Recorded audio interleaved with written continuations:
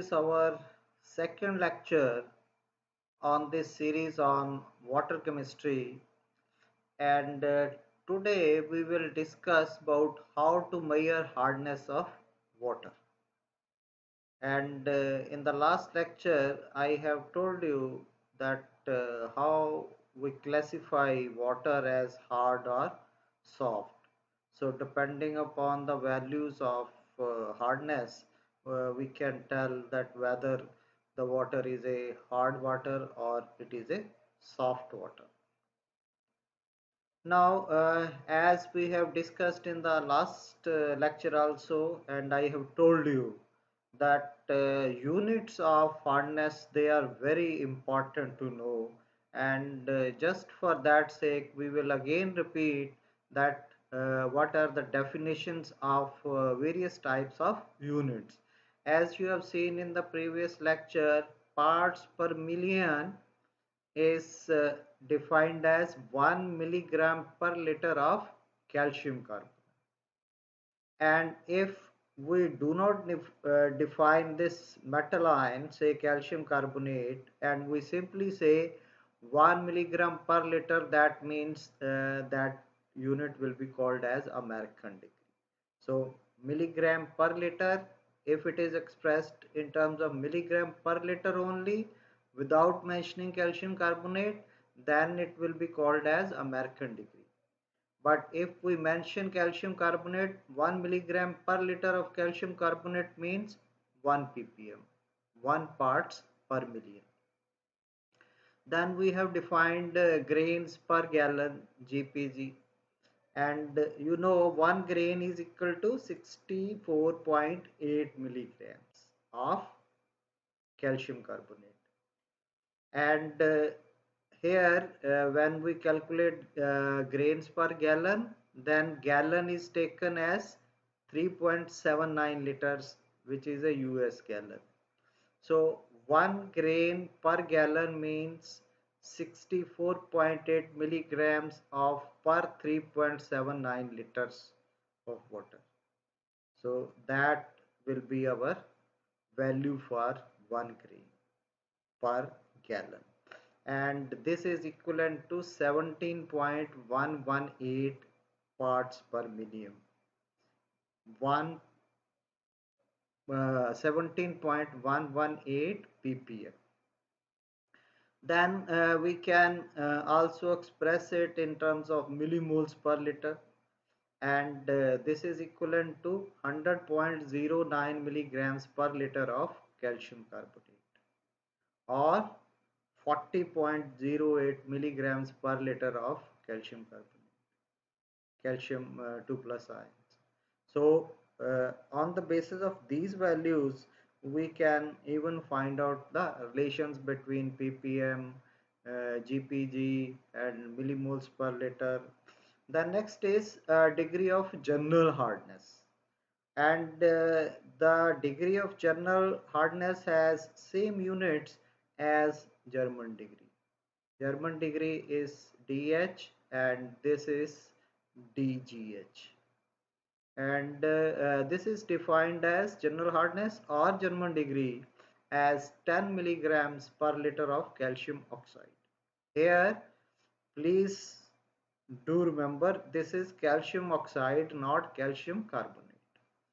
So this is different than ppm, but we can always make a relation between all these.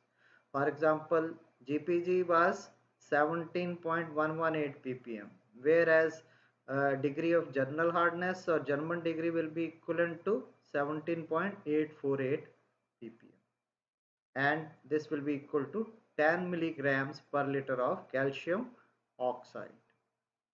Then Clark's degree we have seen yesterday, and Clark degree is same as English degree.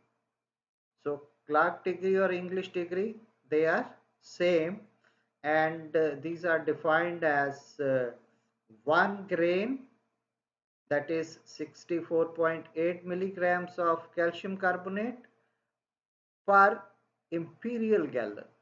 Here we have taken as US gallon. Here it is Clark degree is determined in terms of imperial gallon, and imperial gallon is equal to 4.55 liters and not 3.79 liters. So this is different from what we have seen in case of grains per gallon. And if we are to find out the equivalence in terms of ppm, then it is equivalent to 14.254 ppm. So Clark degree is equivalent to 14.254 ppm. Then similarly French degree we can find out. This is defined as 10 mg per liter of calcium carbonate, and this is equivalent to 10 ppm.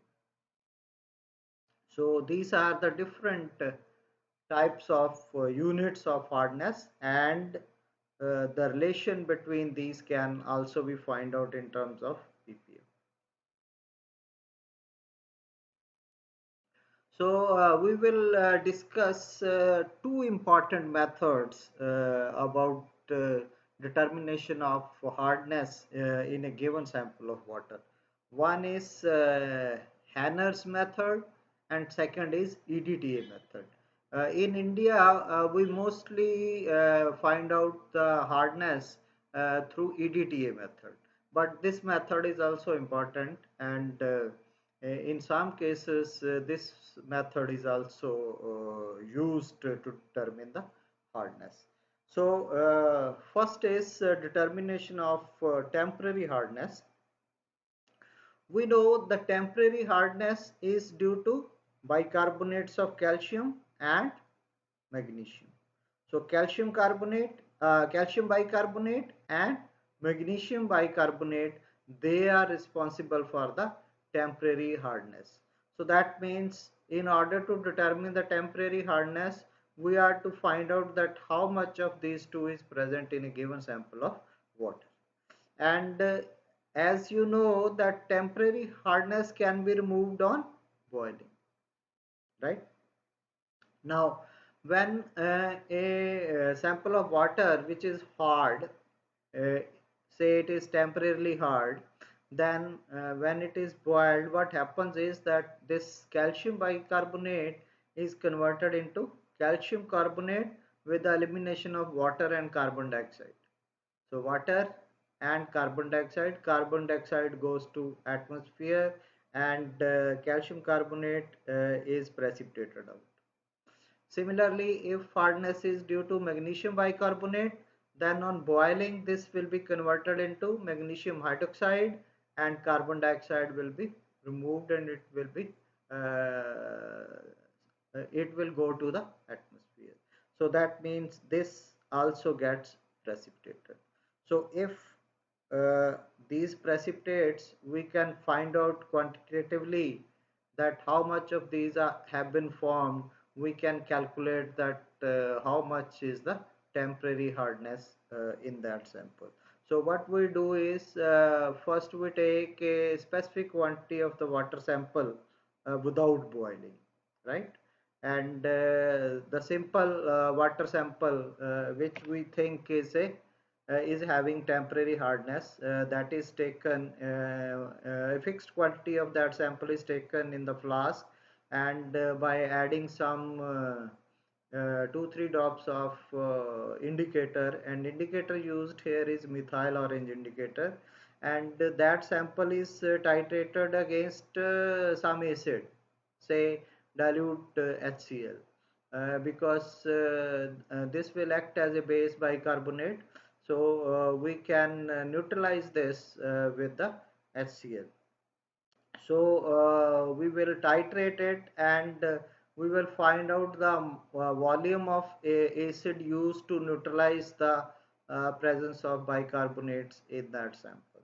Say that value comes out to be V1. Then what we will do is we will boil that sample. So say we will take a fixed quantity of the water sample, and we will evaporate it to dryness.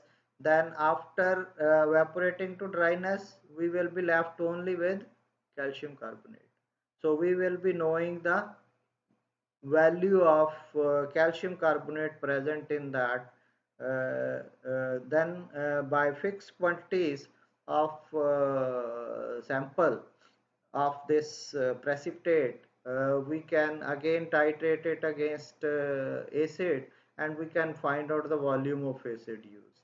And then we can calculate from the same equation N1 V1 is equal to N2 V2, and by substituting the values of V1 and V2 we can find out that how much temporary hardness in terms of calcium carbonate equivalents is present. So after doing all the calculations, it comes out to be 20 into V1 minus V2. As you know, the V1 was the volume of acid used when sample was not heated. The sample before boiling was V1 and sample after boiling was V2. So on the basis of this equation, we can calculate by Hanner's method that what is the hardness in a given sample of water. So the previous slide we have seen how we calculate the temporary hardness, and then Hanner's method for calculating the permanent hardness. And we know that permanent hardness uh, is due to the presence of sodium carbonate, right? Now, sorry, not sodium carbonate, but calcium chloride and magnesium chlorides and sulfates. They are the reasons for permanent hardness. And this permanent hardness can be removed by titrating these with sodium carbonate. So what it will do is that the chloride and sulfates of calcium and magnesium, which are the insoluble carbonates, and they are responsible for the permanent hardness present in the water sample. Now when we will titrate it with sodium carbonate, what will happen? The calcium chloride or magnesium sulfate, they will react with sodium carbonate. So calcium chloride will react with sodium carbonate to give us calcium carbonate, which will be precipitated out. And second product is sodium chloride, which will remain in the solution. Whereas the magnesium sulfate, which is again responsible for the permanent hardness, when this is titrated with sodium carbonate, this will be converted into magnesium carbonate and sodium sulfate. Sodium sulfate again remains in the solution, and this precipitates out. And we can quantify these calcium carbonate and magnesium carbonate, and by quantifying these we can calculate that how much is the permanent hardness in a given sample of water. So what we will do is that we will take a fixed quantity of the water sample, and we will titrate it against N by 50 sodium carbonate solution.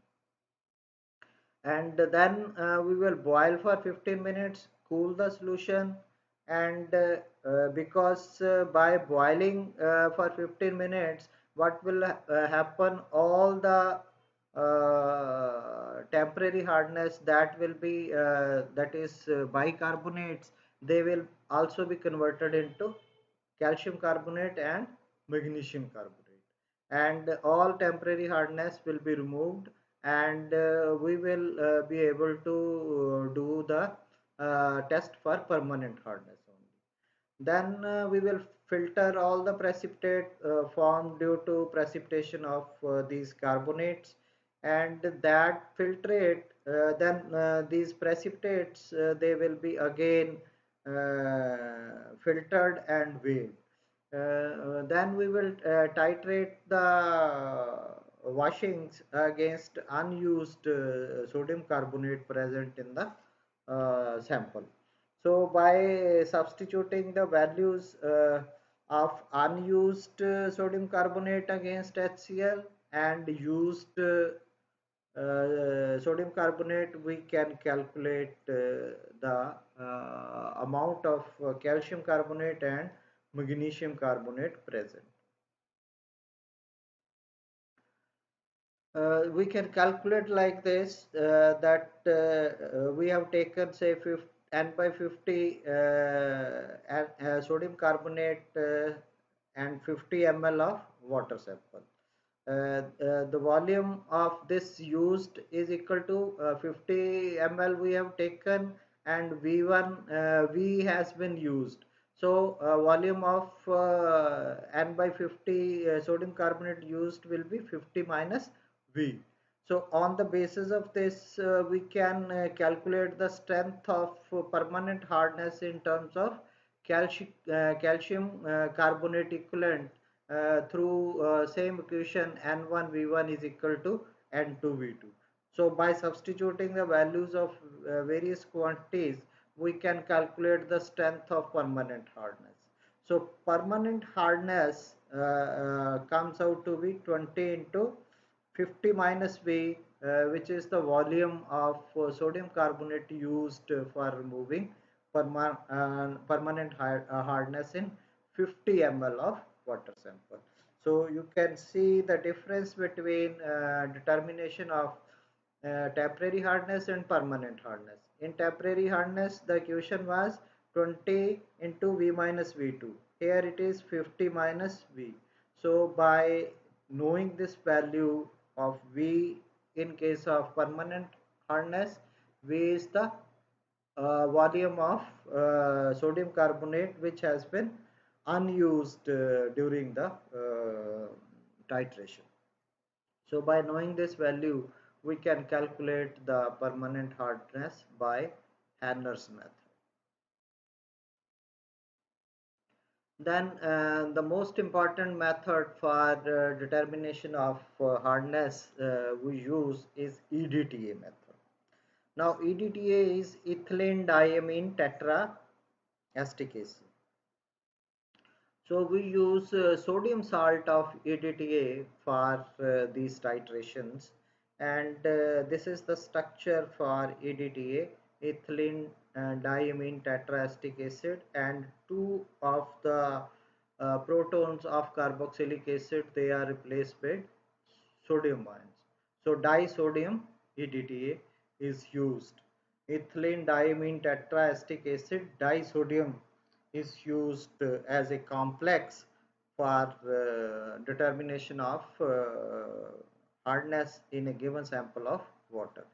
So what happens is, in the solution this will give us this EDTA A9, and when this will be titrated in a hard water sample, then we know that hardness of water is due to calcium 2 plus ions or magnesium 2 plus ions.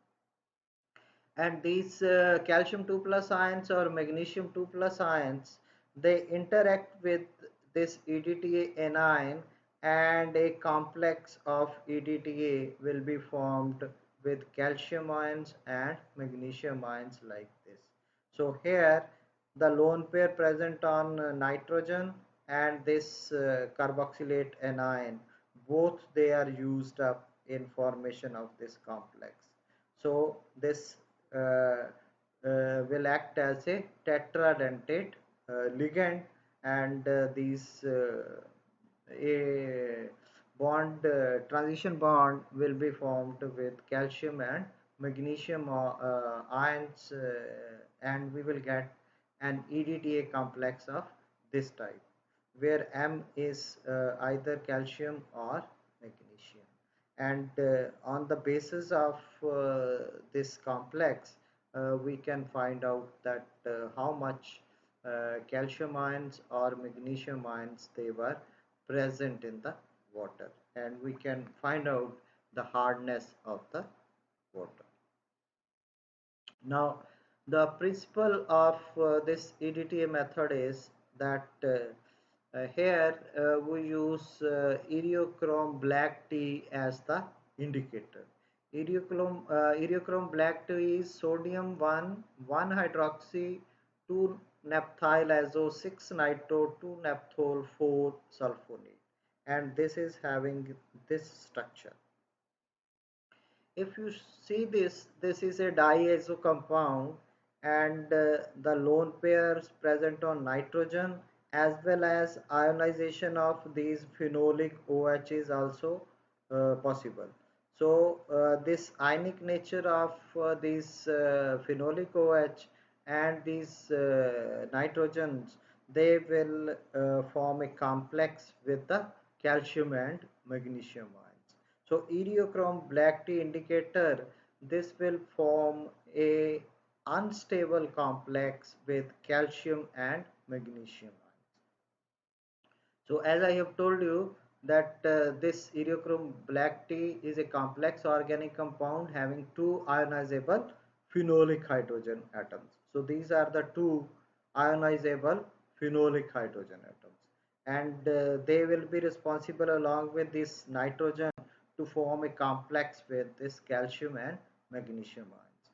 So when we add iriochrome black tea to the solution of the hard water, these cations, calcium ions and magnesium ions present, they will form an unstable complex with the calcium and magnesium ions, and iriochrome black tea complex will be formed. And this iriochrome black tea is blue in color when present as indicator. Alcoholic solution of this is a blue dye. So when we add hard water to this, then the color becomes wine red due to the formation of this complex.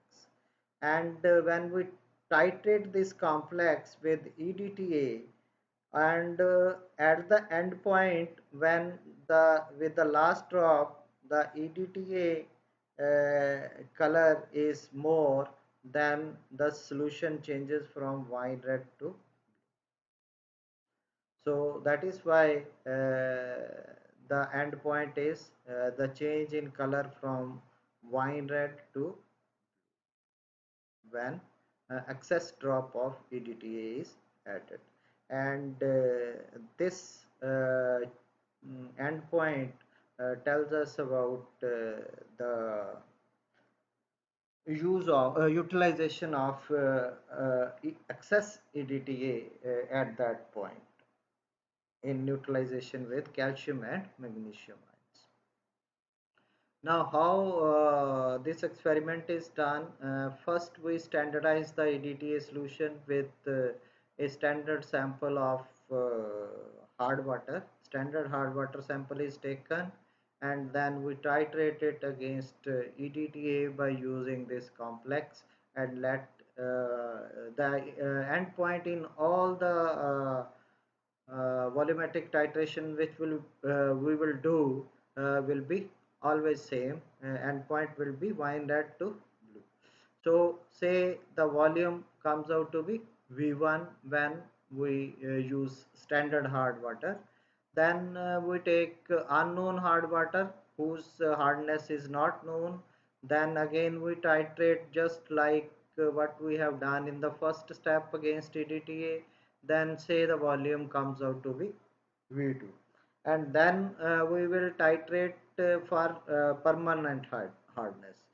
This will give us total hardness, and permanent hardness is that we will boil this unknown hard water, then temporary hardness will be removed and only permanent hardness will be left.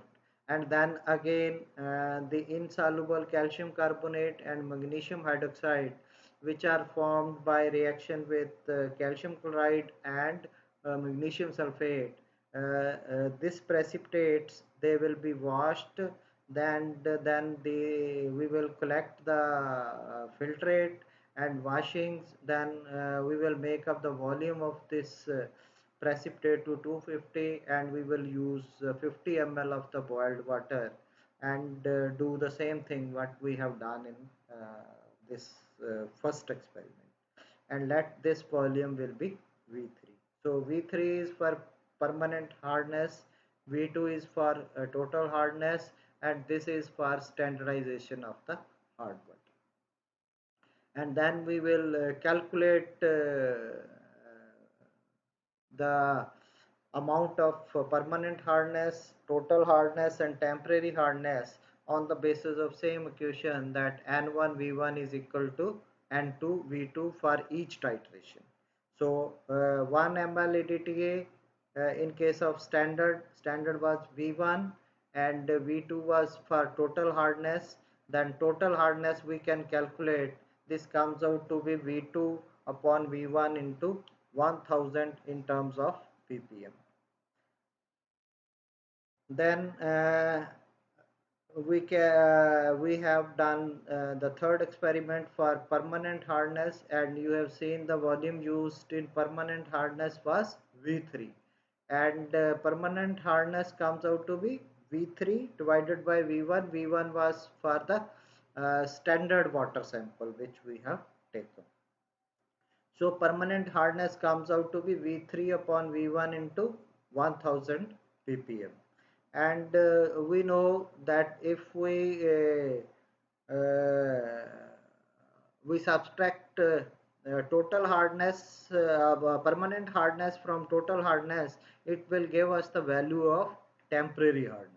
So then on the basis of these two values of total hardness and permanent hardness, we can calculate the value of temporary hardness. So total hardness is V2 upon V1 into 1000 minus V3 upon V1 into 1000 ppm will give us the value of temporary hardness. And you can see that value of temporary hardness in terms of ppm comes out to be V2 minus V3 upon V1 into 1000 ppm will be the value for temporary hardness.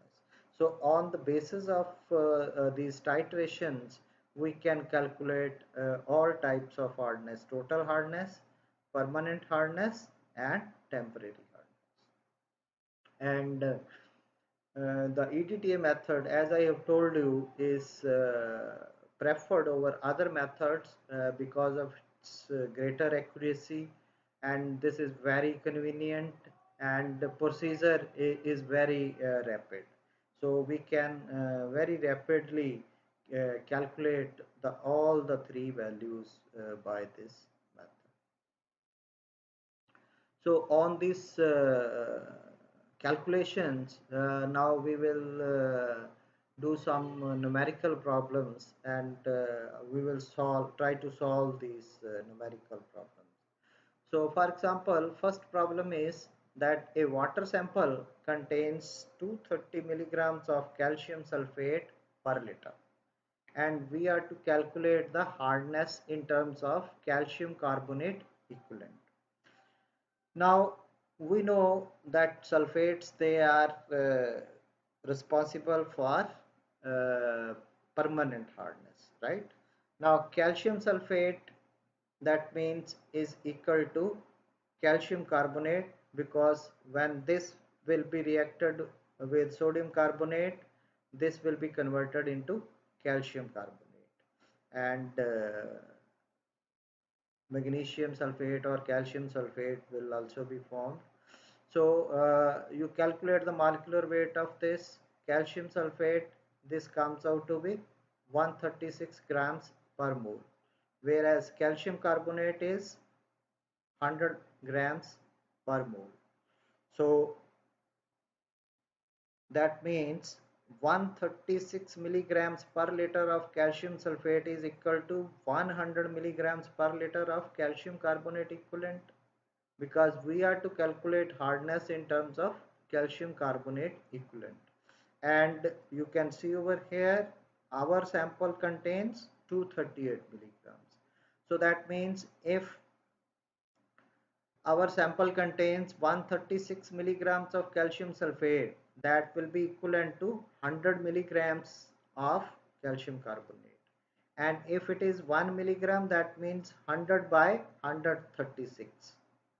100 by 136 will be for 1 milligram of calcium sulfate, and we are having 238 milligrams. So that means 100 divided by 136 into 238. So this comes out to be 175 milligrams per liter. So that will be equivalent to calcium carbonate equivalent. So that means hardness in our sample in terms of calcium carbonate equivalent is 1675 milligrams per liter, and milligram per liter is equivalent to ppm. So we can say the hardness in our sample in terms of calcium carbonate it is 175 milligrams per liter, and in terms of ppm it is 175 ppm. Then second example is that a sample of ferrous sulfate gives 200 ppm of hardness. Then how many grams of ferrous sulfate have been dissolved per liter? And the atomic weight given for iron Fe is 56, sulfur we know is 32, oxygen we know is 60, and calcium is 40, carbon is 12. So that means FeSO4 is equivalent to calcium carbonate, 56 for Fe, 32 for sulfur, and 4 atoms of oxygen, 16 into 4, 64 for this. So FeSO4 comes out to be 152 grams, and calcium is 40, carbon is 12, 52, and 3 into 16 for oxygen 48 plus 52, it comes out to be 100 grams. So that means 152 grams of ferrous sulfate is equivalent to 100 grams of calcium carbonate, and 100 ppm of hardness, that is in terms of calcium carbonate, is equivalent to 152 grams of ferrous sulfate. So 100 ppm will be equal to 152 ppm of ferrous sulfate. Then 100 ppm of hardness is equal to 152 divided by 100, and our sample was having 200 ppm of hardness into 200. So this comes out to be 304 ppm of ferrous sulfate, and 1 ppm is equal to 1 milligram per liter. So 304 ppm means 304 milligrams per liter, and this comes out to be 0.304 grams per liter. So when we convert milligram into gram, so that means 200 ppm hardness of ferrous sulfate is equivalent to 0.304 grams per liter of ferrous sulfate. So that means we have to dissolve 0.304 grams of ferrous sulfate or 304 milligrams per liter of ferrous sulfate to give us 200 ppm of hardness.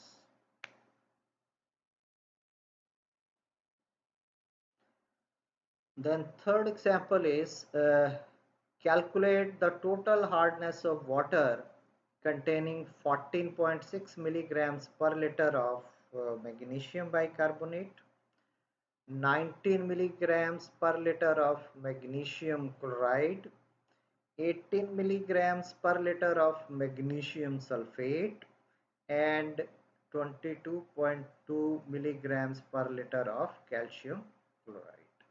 And you know that magnesium bicarbonate is responsible for temporary hardness, magnesium chloride is responsible for permanent hardness, this is responsible for permanent hardness, this is responsible for permanent hardness, and atomic weights of calcium, magnesium, oxygen, chlorine, sulfur, hydrogen, they have been given to us.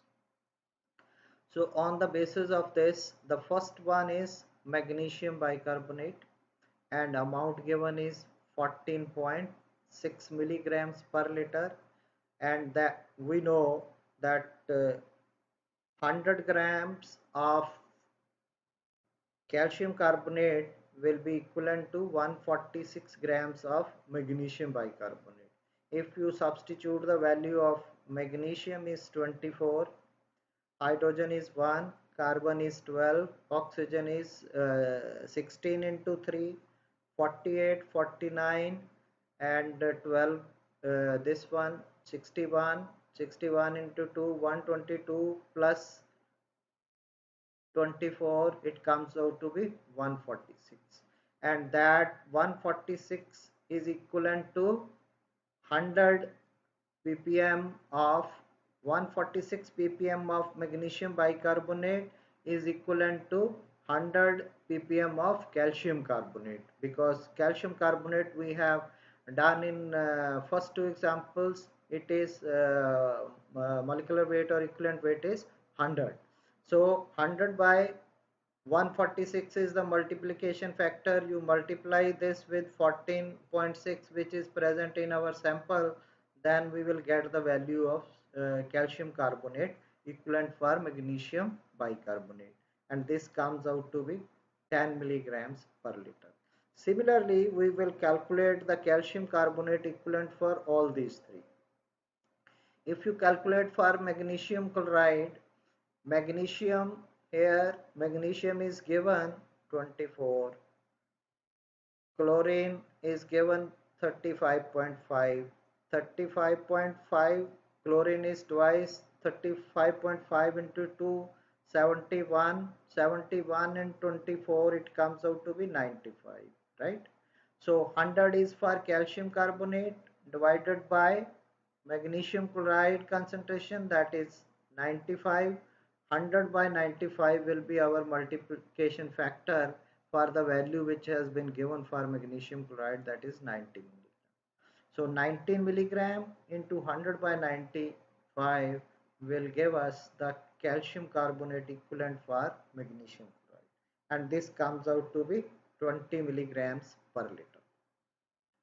Similarly, we will calculate for magnesium sulfate. Magnesium is 24, sulfur is 32, and oxygen is 16 into 4, 64. And if you will add up all these, this comes out to be 120. So 100 is for calcium carbonate divided by 120. This will be our multiplication factor, and value given over here is 18 milligram. So 18 into 100 by 120, this will give us the value of calcium carbonate equivalent, and this comes out to be 15 milligrams per liter.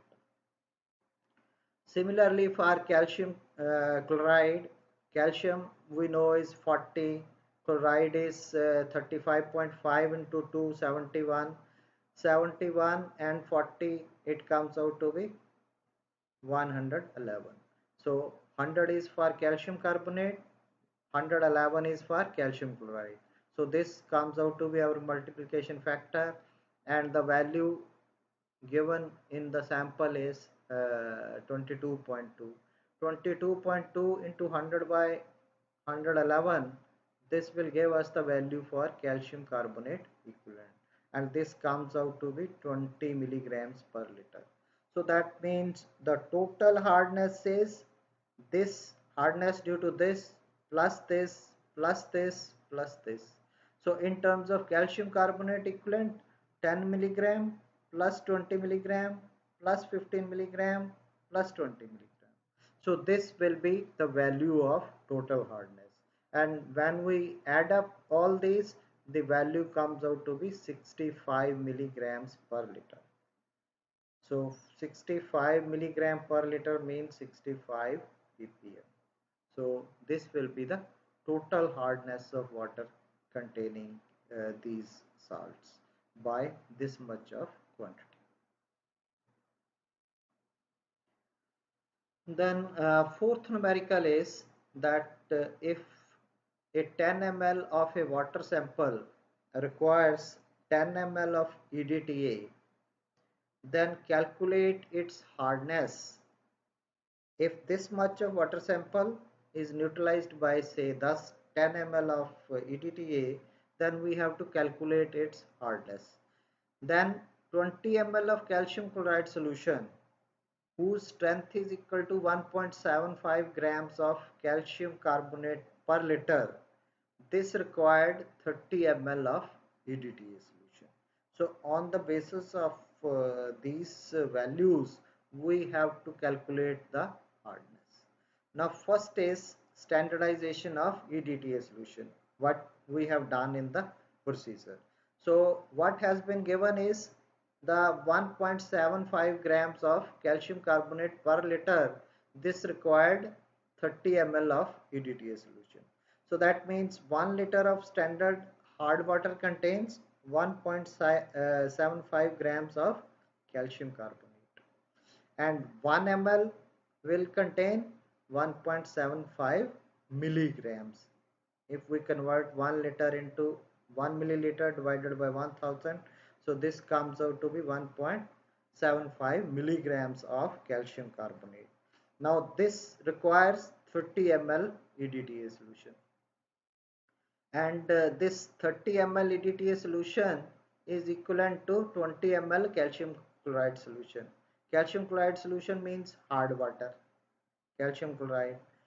Now 30 ml EDTA, that means is equivalent to 20 ml standard hard water, and 20 ml into 1.75 grams of this much, that means 20 into 1.75, that means this is equivalent to 35 milligrams of calcium carbonate. So 30 ml EDTA solution which we are using is equivalent to 35 mg of calcium carbonate, and 1 ml EDTA, that means equal to 35 divided by 30, it comes out to be 1.16 mg of calcium carbonate of equivalent hardness. So that means our EDTA solution which has been used over here, 10 ml EDTA solution, that neutralized the 10 ml of water sample, was equivalent to 1.16 mg of calcium carbonate. And now on the basis of this we will determine the total hardness. So as is given in the first line, that 10 ml of sample water is equal to 10 ml of EDTA, and 10 ml of EDTA means multiplied by 1.16 mg, it comes out to be, that means 10 ml of water sample is equivalent to 11.6 mg of calcium carbonate equivalent hardness. And if we convert this into 1 liter, then if 10 ml is 11.6, 1 will be 11.6 divided by 10, and 1000 ml will be equal to 11.6 divided by 10 into 1000, and this comes out to be 1160 mg of calcium carbonate equivalents. And you know 1 mg of calcium carbonate equivalent is equal to 1 ppm. So that means total hardness of the water sample which we have seen over here is 1160 ppm. So this is the total hardness in the sample which we have titrated is 1160 ppm. So this is how we can calculate the hardness through EDTA method. Then another example of EDTA method, 50 ml of a sample of hard water consumes 22.5 ml of 0.01 molar EDTA. What will be the hardness of water? So that means 50 ml of N hardness, this normality is to be calculated, is equivalent to 22.5 ml of 0.01 molar EDTA. Now this molarity of hardness, uh, instead of normality we will first calculate molarity, and then because for EDTA it is to be multiplied by 2, we will calculate the normality. So molarity is equal to, that means 22 into 0.01 divided by 50. So molarity of hardness comes out to be 0.0045 molar, and into 2n means 0.009 normal. So normality of hardness comes out to be this much, 0.009 normal. Now then strength of hardness we have to calculate. Normality into equivalent weight is strength. So here the our sample contains 50 ml. So that means 50 grams per liter. So 0.009 into 50 grams per liter, it comes out to be 0.45 grams per liter. And if we convert this into milligrams, then it comes multiplied by 1000, it comes out to be 450 milligrams per liter. And we know milligrams per liter, 1 milligram per liter is equal to 1 ppm. So either it is 450 milligrams per liter or 450 ppm. So this is how we can calculate the hardness of of a sample of 50 ml who can consume this much quantity of EDT. So by these numericals, you can practice more from other books also, and all these types of numericals they need to be solved for knowing the subject completely. So thank you very much. This is the book which has been used for all these numericals, and there are more numericals also in the book for your practice by Harish Chopra and Anupama Parmar. This has been published by Alpha Science UK, and national at the national level, this book has been published by Narosa. Thank you very much.